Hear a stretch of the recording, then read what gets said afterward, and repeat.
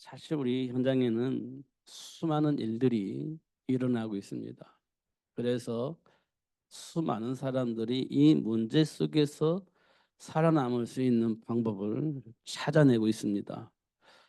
이게 이 땅에 많은 학자들이 또 연구하는 사람들이 만들어내는 것이 그겁니다. 많은 문제가 있는데 이 문제를 어떻게 하면 해결할 수 있을까? 어떻게 하면 인간답게 살 수 있을까? 이런 것들을 자꾸 연구를 해 나가는 겁니다. 문제가 없더라면 그런 연구도 할 필요도 없고 뭔가 만들어낼 필요가 없어요. 그런데 우리 삶에는 우리가 해결해야만이 되고 해결할 수밖에 없는 문제가 있기 때문에 수많은 사람들은 그걸 해결하기 위한 방법을 찾아내는 겁니다. 그리고 그 방법을 가르치죠.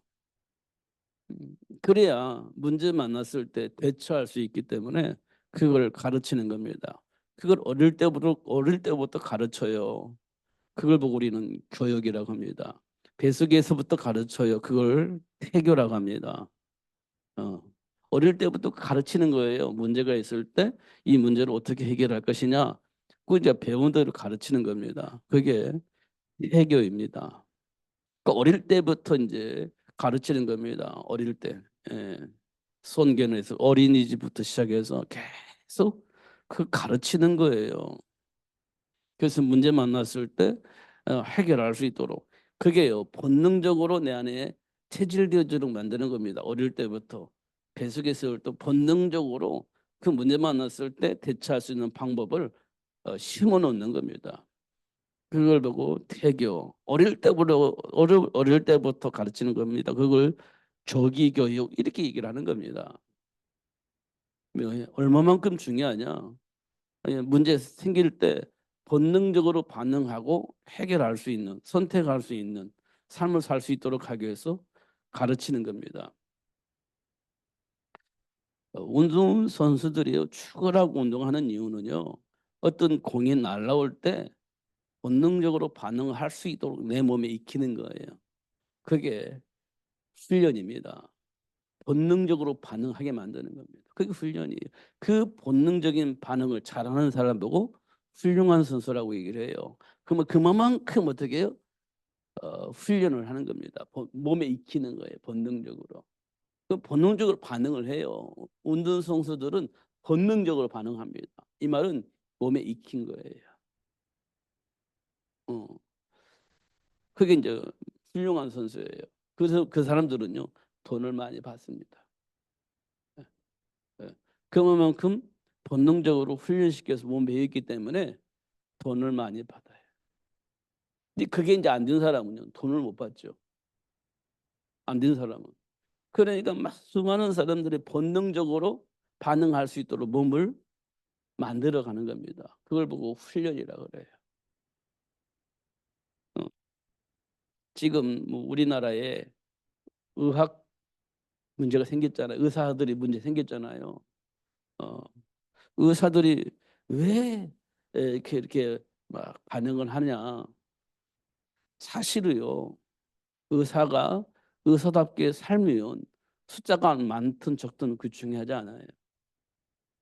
그런데 의사의 정체성과 상관없이 내가 이만큼 일하면 이만큼 수입이 생겨야 되는 거예요.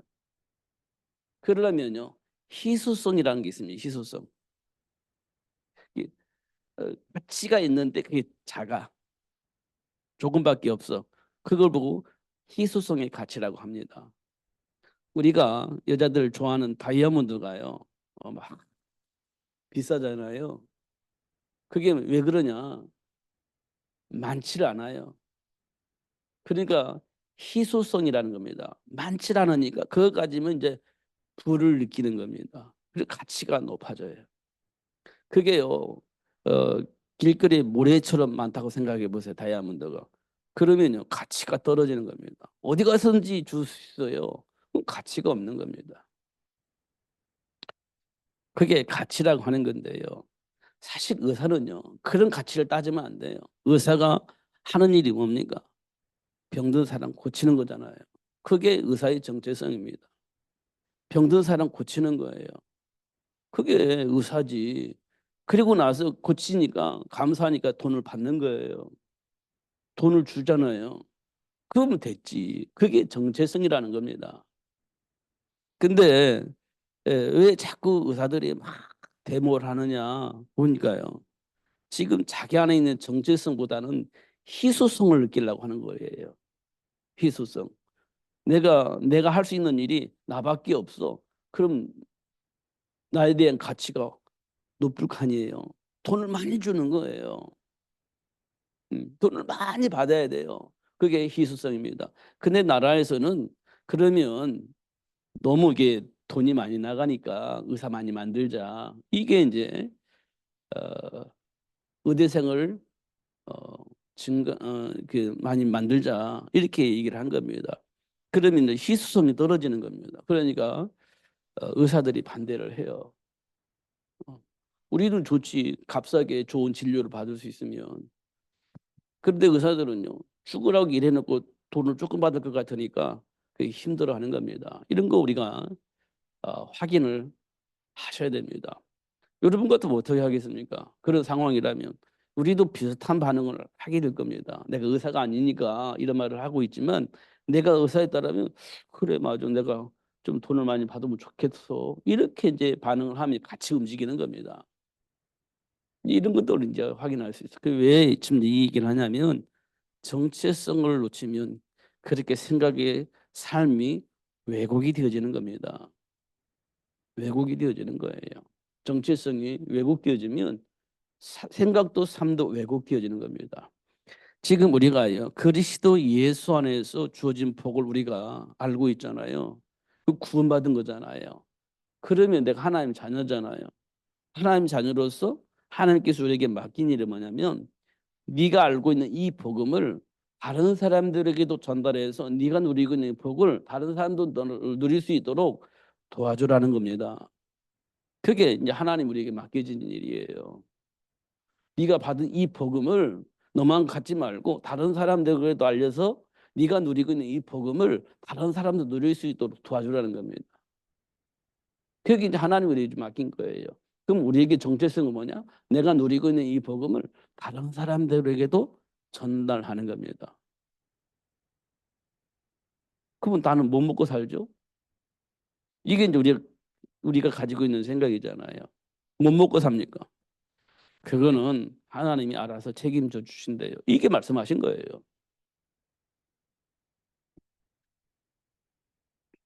말씀해 주신 그겁니다.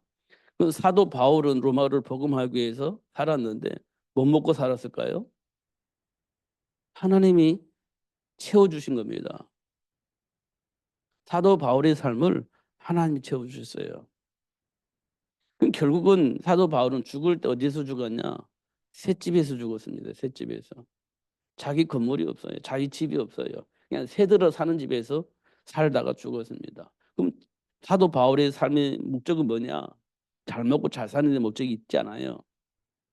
이 복음을 로마의 모든 사람에게 전달해서 로마를 복음화 시키는 거야. 이게 하나님이 사도 바울에게 주신 메시지예요. 그러니까 사도 바울은 로마 복음을 위해서 올인을 한 겁니다. 먹든지 마시든지 뭘 하든지 그건 중요하지 않아요. 하나님 나에게 맡겨진 이 복음을 로마 복음화에 쓰는 거예요. 나머지는요. 하나님이 다 채워줬어요. 어떤 사람은요. 하나님께서 어느 정도 복을 주시냐면 어떤 사람은요. 사도 바울의 목숨 대신 자기 목숨을 내놓겠다는 사람도 생겼어요. 로마 복음을 향해서 가는데 사도 바울이 위기가 만나잖아요. 그럼 사도 바울이 위기를 극복할 수 있도록 하나님이 자기 재산을 내놨어요. 어떤 사람은 자기 목숨까지 내놨어요. 사도 바울 대신. 이런 사람들이 생긴 겁니다. 로마서에 잘 보면.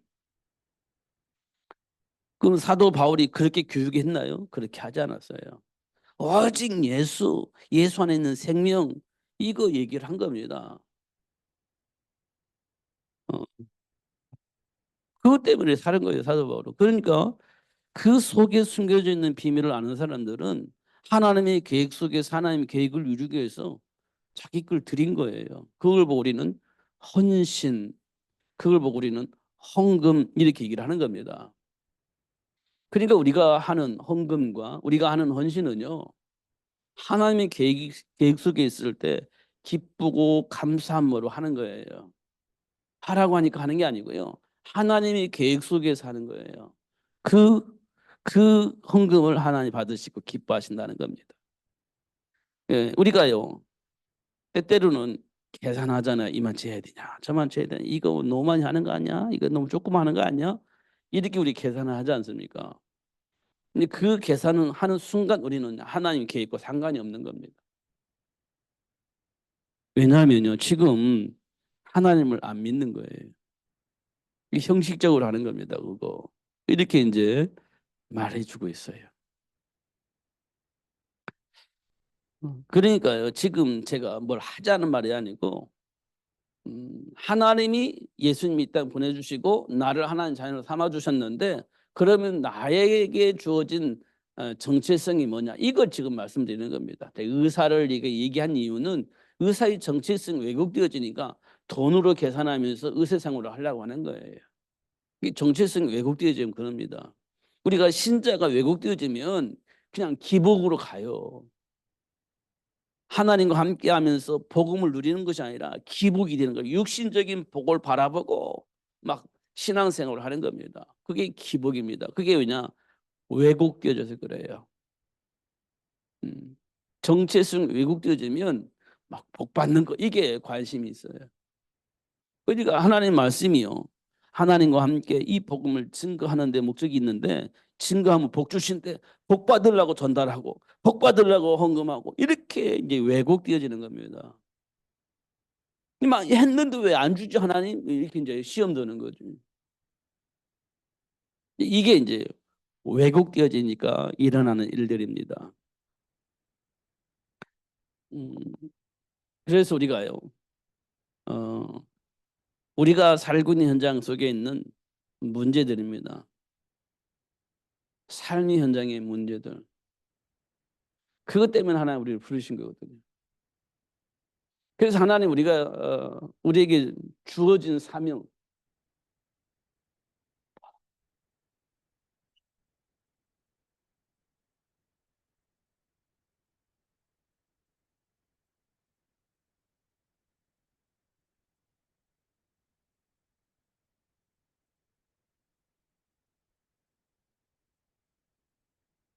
물티슈 좀 하나만 갖다 주실래요?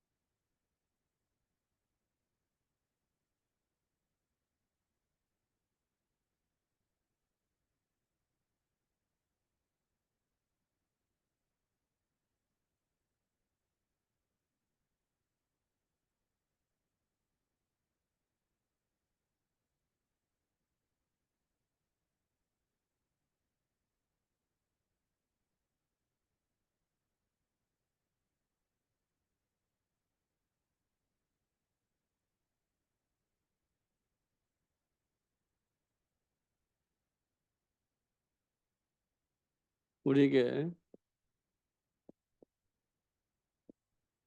사명이 있습니다. 사명. 이 사명을 깨닫고 누릴 수 있도록 하기 위해서 하나님이 우리에게 주신 것이 있습니다. 그게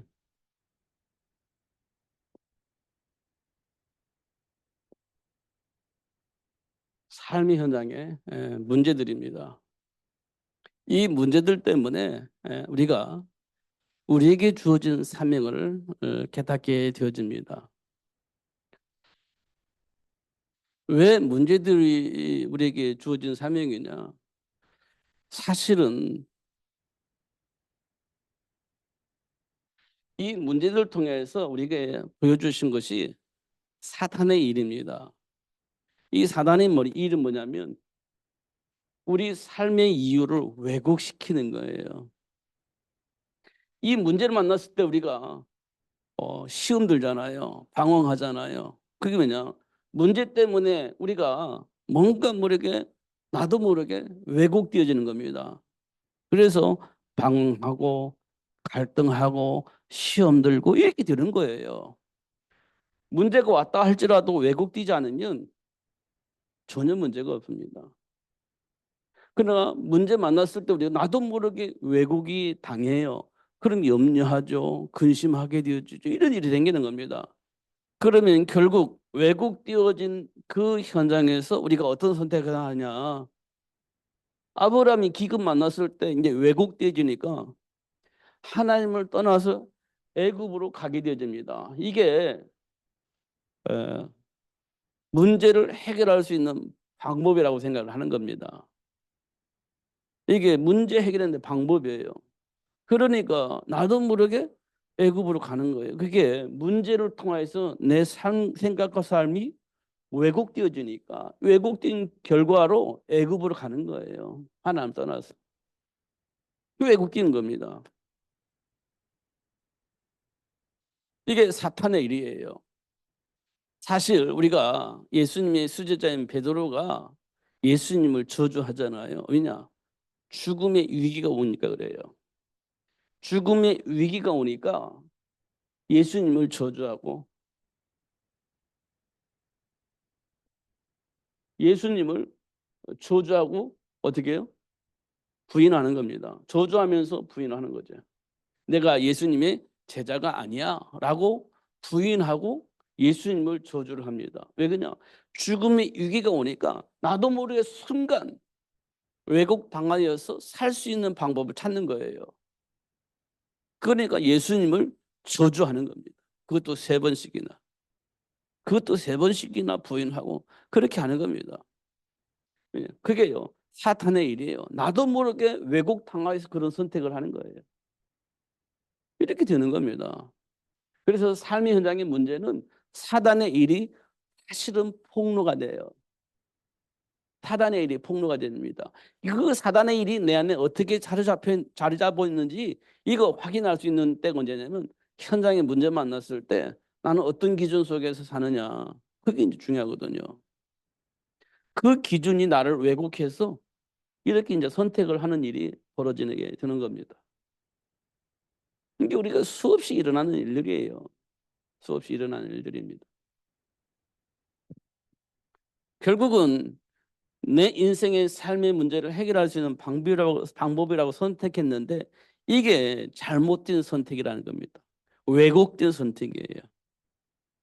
그러면 지금 당장 문제 해결되는 것처럼 보이지만 해결이 안 되는 문제입니다. 이건 더 망하는 짓을 하는 거예요. 더 망하는 짓. 이게 우리 삶 속에서 일어난 일들이에요. 이 체질 우리 다 가지고 있잖아요. 이 체질. 순간순간 이런 삶을 선택할 수밖에 없는 체질을 가지고 있어요. 그래서 우리를 사도 바울이 뭐라 그랬냐? 우리를 보고 에베소서 2장 3절에 보니까 본질상 진노의 자녀들이다. 이렇게 표현했어요. 우리를 향해서 본질상 진노의 자녀다. 그러면 이 사람들은 뭐 하죠? 세상 풍조를 따라요. 세상 풍조를 따라요. 이 배후에 누가 있다고요? 악한 영, 사탄이 있다. 이렇게 우리에게 분명히 말씀을 해주고 있는 겁니다. 이게 삶 속에서 일어난 문제를 통해서 이렇게 반응이 나타나요. 이거 우리에게 있는 거고 우리 안에 있는 체질이고 우리도 이렇게 선택하며 살 수밖에 없는 그런 삶을 우리가 살고 있다는 사실을 우리가 현장에서 많이 발견할 수 있는데 언제 확인할 수 있냐? 문제 만났을 때 이거 확인할 수 있게 되어집니다. 일단 모든 사람이 그래요. 모든 사람이. 그런데요. 성경에 보니까 하나님께로부터 준비된 사람이 있습니다. 준비된 사람. 이 사람들은 어떻게 선택을 했을까? 이 사람들은 준비된 사람, 하나님이 주신 언약 안에 응답을 받는 사람 어떤 선택을 했을까? 보니까요. 우리가 수없이 계속 말씀 듣고 있는 요셉. 노예로 팔려나가 누면 쓰고 감옥에 가. 그런데도 흔들리지 않아요. 흔들리지 않습니다. 정체성을 가지고 있는 사람은 흔들리지 않아요. 정체성을 아는 사람은 흔들리지 않아요. 그 이 사람들은 뭐 하냐? 하나님과의 소통이 계속 유지가 되집니다. 하나님과 소통이 되는 사람이에요. 하나님과 어떻게 소통하죠? 언약 안에서 생각과 삶이 집중되어지는 겁니다. 언약 안에서 생각과 삶이 집중되는 겁니다. 언약 안에서. 이게 하나님과 소통이에요. 하나님과 소통. 형들에게 노예를 팔려나가겠다 해서 노예 생활하면 한다고 해가지고 흔들리지 않았다는 겁니다. 정체성을 놓치지 않았다는 거예요. 막 누몽 쓰고 감옥에 가잖아요. 그럼에도 불구하고 정체성을 잃지 않았다. 어떻게 정체성을 잃지 않았냐? 좀 최악의 상황인데 하나님과의 소통이 유지가 됐다는 거예요. 하나님신 언약 붙잡고 기도하는 것을 멈추지 않았다는 겁니다. 이 속에서 날마다 뭐가 와요? 응답이 오는 겁니다. 다시 말하면 우리가 말하는 대로 깨달음이 오는 거예요. 언약 붙잡고 기도하는데 깨달음이 와요. 아, 하나님이 지금 나에게 이렇게 인도하고 계시는구나. 깨달음이 오는 겁니다. 이걸 모르는 응답이라고 하죠. 준비된 사람에게 오는 겁니다. 깨달음이 와요. 결국 이 요셉이 창세기 45장 5절에 보니까 하나님이 하시는 일들을 누구에게 말해요? 자기를 노예로 판 형들에게 얘기를 합니다. 형들에게 얘기를 해요. 당신들이 나를 노예로 팔았는데 알고 보니까 당신들의 생명을 보존하려고 하나님 나를 이곳에 보낸 겁니다. 라고 확인을 시켜줘요. 그러니까 어떤 일이 벌어지냐? 더 이상 요셉과 형들을 사탄이 이간질을 할 수가 없는 겁니다. 이간질을 할 수가 없어요. 그래 네가 나를 노예로 팔아서 이렇게 되어져야 사단이 그 통로를 통해서 형들과 요셉을 이간질시켜서 형들을 고통 속에 빠뜨린다거나 그렇게 할 건데 요셉이요. 이간질을 당할 수 있는 그 통로를 차단시켜버린 겁니다. 당신들이 나를 이곳에 보낸 것이 아니라 하나님이 나를 이곳에. 왜? 당신들의 생명을 구원하려고. 이렇게 하니까 사단의 통로가 열리지 않습니다. 이게 준비된 자들에게 주어진 축복이에요. 이거는요. 배워가지고 할 수 있는 표현이 아니에요. 배워가지고 할 수 있는 표현이 아니에요. 지금 내가 죽음이 이기고 왔는데 이렇게 해야 된다고 하니까 할 수 있다. 안 돼요. 지금 내가 죽게 생겼는데 이런 말을 할 수가 없는 겁니다. 내가 죽게 생겼는데. 그런데 죽게 생겼는데도 불구하고 하나님께로부터 나에게 주어진 복을 알게 되면 그런 선택을 하게 되어지는 겁니다. 이게 하나님과 소통이 되어지면서 되어지는 축복이죠. 이게 준비된 사람이에요. 요셉이. 우리가 다니엘을 보면 똑같아요. 다니엘도 포로로 잡혀갔잖아요. 그런데 이들이 뭘 주장하냐? 우상 숭배를 주장하는 겁니다. 우상 숭배해라. 명령입니다. 이게 명령. 이 명령을 따르지 않으면 어떻게 해요? 사자굴쑥으로. 이게 뭐냐? 이게 사형 선고입니다. 사형 선고. 사형 선고예요. 우상 숭배를 하지 않으면 사형을 시키겠다는 겁니다. 그것도요. 사자의 밥이 되도록 만들어 버리겠다는 거예요. 이게 최대 위기인 겁니다. 최대 위기죠. 우상 숭배하자니 하나님과의 관계가 이상해지고, 우상 숭배를 안 하자니 사자밥이 되고, 이렇게 되는 겁니다. 이때 어떤 선택을 해야 되겠습니까? 이게 현실인 겁니다. 이게 현실인 거예요. 그런데 다행스럽게 다니엘은요, 하나님과 소통이 지속되어졌습니다. 하루에 세 번씩, 하루에 세 번씩 하나님과 소통하는 일을 끊임없이 한 겁니다. 이 속에 뭘 받았죠? 하나님 준비하신 응답을 받게 된 겁니다. 그러니까요, 우상 숭배 거부해야 되는 거 맞죠?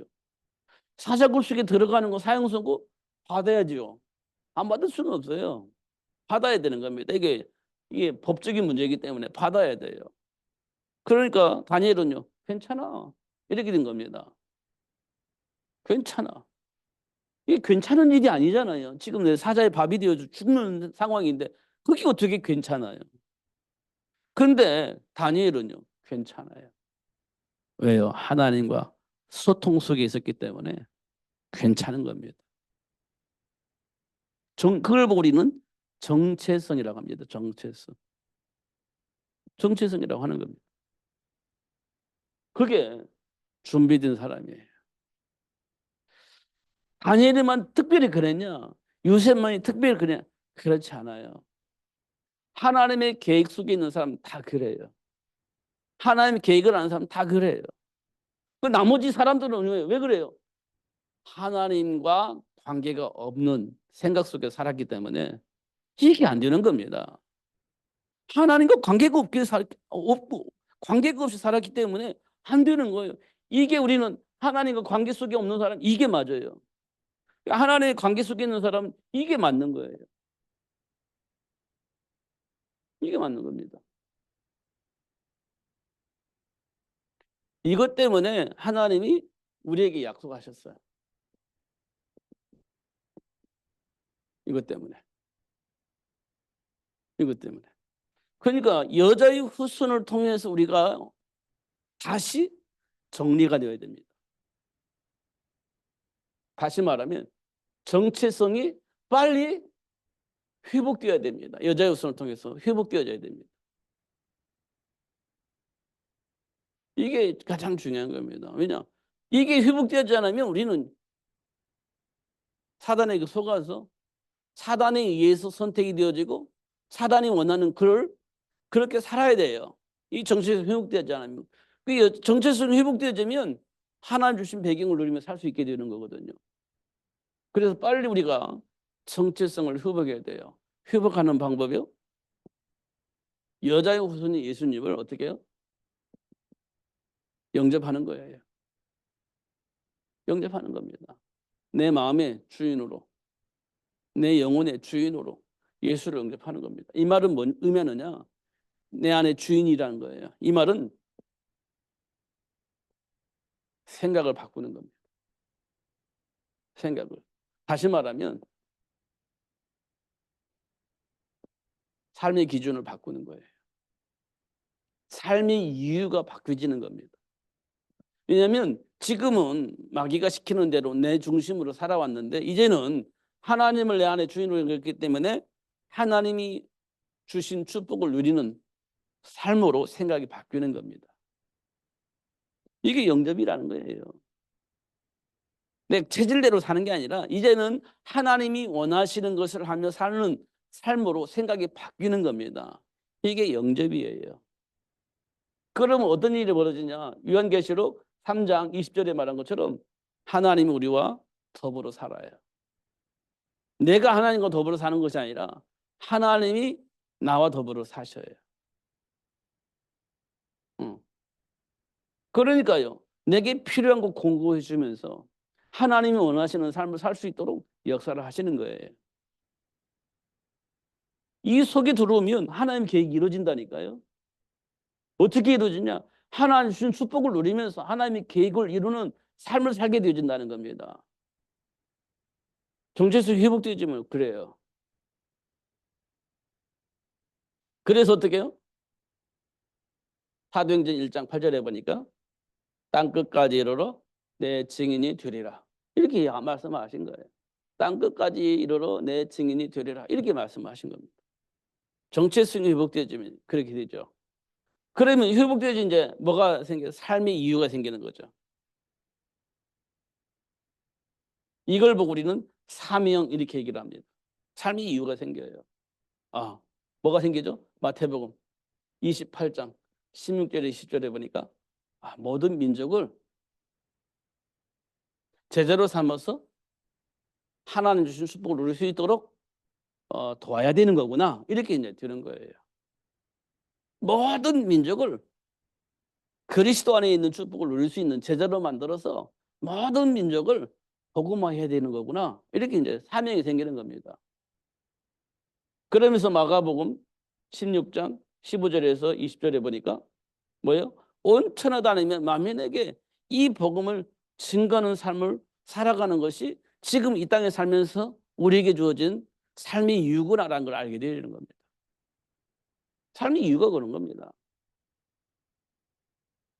그러려고 하다 보니까 예수님께서 베드로에게 주신 것처럼 요한복음 21장 15절에서 18절에 보니까 그러면 이 일을 위해서 내가 준비한 어린 양들이 있는데 잘 양육해라. 이렇게 얘기를 한 거예요. 이게 우리에게 지금 주어진 사명이죠. 이게 이 땅에 살면서 살아야 할 이유입니다. 이거 안 하면 망해요. 절대 망하게 되어 있습니다. 우리가 세상 문화를 못 이깁니다. 사단에 의해서 지배받고 있는 그 정사와 권세자를 우리가 이길 수가 없어요. 그럼 결국은 노예 생활하고 포로 생활하고 속국 생활을 해야 되는 겁니다. 시키는 대로 살 수밖에 없어요. 그 사단이 지배받고 있는 사람들이 이 세상을 통치하고 있는데 우리 굴복을 해야지 어떻게 하겠습니까? 그런 세상이 오는 겁니다. 그러나 우리가 하나님이 주신 이 말씀의 의미를 가지고 준비하면 세상은 바꿔지는 겁니다. 세상이 바뀌어지는 거예요. 이것 때문에 하나님께서 우리에게 뭘 주셨냐? 교회를 주신 거예요. 교회. 왜 주셨냐? 주어진 사명을 잘 감당할 수 있도록 하기 위해서 하나님 우리에게 교회를 주신 거예요. 그 우리 안에 오셔서 하나님이 원하시는 사명을 잘 감당할 수 있도록 가르쳐 깨닫게 하시고 누릴 수 있도록 역사하신다는 사실을 확인할 수 있습니다. 그러니까 교회 없으면 안 돼요, 사실은. 우리가 성전이잖아요. 각 개인이. 우리가 없으면 세상 안 바뀌어집니다. 절대 안 돼요. 하나님 우리를 통해서 세상을 바꾸려고 하시는데 사단은 우리에게 자꾸 왜곡시켜서 다른 짓을 하게 만든단 말이에요. 그러면 세상이 회복되지 않습니다.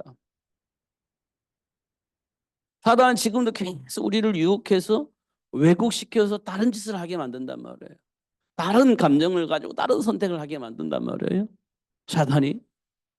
그게 우리를 공격하는 사탄이에요. 그러니까 하나님과 소통이 안 되면 하나님 주신 언약 속에서 응답받지 못하면 선택을 할 수가 없어요. 왜냐하면 육신적인 생각, 이기적인 생각 속에 사로잡히고 또 어떤 철학이나 사명, 사상에 잡혀가지고 왜곡 당하게 됩니다. 우리가 사상에 묶이거나 어떤 과거의 경험에 묶이면 나도 모르게 왜곡이 돼요. 왜냐? 내 생각 중심으로 판단할 것이니까. 내가 경험한 것을 중심으로 판단할 것이기 때문에 사단이 그걸 중심으로 왜곡시키고 확 왜곡돼 버려요. 결국 주장하게 되어지고 서로 분쟁하게 되고 싸우게 되거든요. 그게 이간질 당하고 왜곡당하고 있기 때문에 그러는 일들이 벌어지는 겁니다. 그런데 하나님과의 소통하는 사람은요 그렇게 하지 않아요. 하나님께 기도합니다. 그래서 성령 인도 받아요. 이간질 당하지 않고 주장하지 않고 인도받는 겁니다. 그러면요 싸우지 않아요. 얼굴 붉힐 일이 별로 없어요. 하나님께 맡기고 기도하니까 얼굴 붉힐 일이 별로 없어요. 그게 하나님이 이 땅에 교회를 세우신 이유예요. 우리 안에 성전 삼고 성령이 계시는 이유입니다. 그러니까 하나님과 소통하는 것이 우선이에요. 제일 첫 번입니다. 그러면 상황이 어떻게 전개가 되든지 간에 어떤 누군가 나를 막 공격해 오든지 간에 순간적인 반응은 하겠지만 깨어서 기도한 사람은요 금방 회복되어집니다. 금방 회복되어져요. 하나님이 우리에게 주신 축복입니다. 하나님이 우리 몸을 성전 삼고 계시는 이유입니다. 그리고 언약 붙잡고 기도하는 거 굉장히 중요한 겁니다. 그러면 날마다 응답을 받게 되어지고 그 응답을 통해서 날마다 승리하는 삶을 살 수 있게 되어집니다. 이렇게 되어질 때까지 반복적으로 하나님이 역사하실 겁니다. 체질되어질 때까지 훈련을 하실 것 같습니다. 그 언약 붙잡고 기도하는 게 굉장히 중요한 일이에요. 하나님의 언약을 주신 이유를 깨닫게 되면 누구든지 누릴 수 있는 복입니다. 수준과 상관없어요. 누리게 되십니다. 그리스도 되신 예수 이름으로 오늘도 승리하시고 내일도 승리하시는 여러분 되시기를 예수님 이름으로 축복합니다. 기도하겠습니다. 살아계신 하나님 아버지 감사합니다. 최고의 복을 주시고 또 알 수 있도록 역사해 주시니 감사합니다. 인면의 비밀을 알게 하여 주옵소서. 예수 이름을 기도해야 할 이유를 깨닫게 하여 주옵소서. 기도할 때마다 응답하시는 하나님의 역사를 체험할 수 있도록 축복해 주옵소서. 그래서 누리면서 온천에 다니며 만민에게 이 복음을 증거하는 증인으로 살 수 있도록 역사하여 주옵소서. 예수님 이름으로 기도하옵나이다. 아멘.